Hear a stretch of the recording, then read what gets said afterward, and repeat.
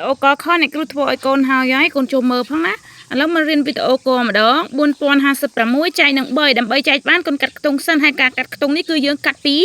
ឆ្វេងមកស្ដាំចាកាត់លេខ4លេខ3បានអត់បានចាអញ្ចឹង4ចែកនឹង3តើ3ប្រមាណម្ដង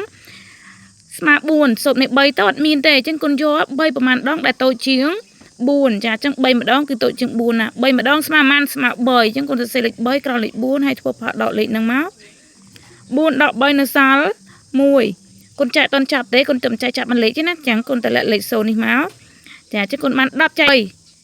តូចមេ3នេះទៀតតើ3ប្រមាណដងតូចជាង9ចា3 3ដងអញ្ចឹង3ដងស្មើប៉ុន្មានស្មើ9អញ្ចឹងកូនសរសេរក្រោមលេខ10ហើយកូនដកលេខហ្នឹងមក10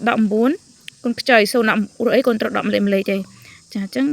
ខ្ចីពីនេះសល់0ចា10 19នៅសល់1 0ទម្លាក់តមកកូនទម្លាក់លេខ5ទម្លាក់មកគៀនលេខ1ចឹងកូនខ្លាចជាលេខ15ចែកនឹង3កូនសុទ្ធមេ3នេះទៀតដល់3ប្រមាណដង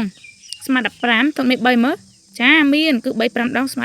15ចឹងកូនសរសេរលេខ15ក្រោមលេខ15ហើយដកលេខហ្នឹងមក5 15 0 1 11 0កូនចែកចាប់នៅចានៅទេនេះនៅលេខ6នេះទៀតចឹងកូនតម្លាក់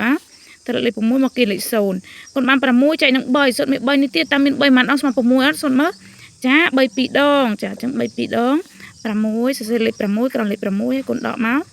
6 16 0លេខនេះជាលេខចេះដាច់មានសំណាងសរ0ចម្លើយ1352ឃើញងាយងាយអត់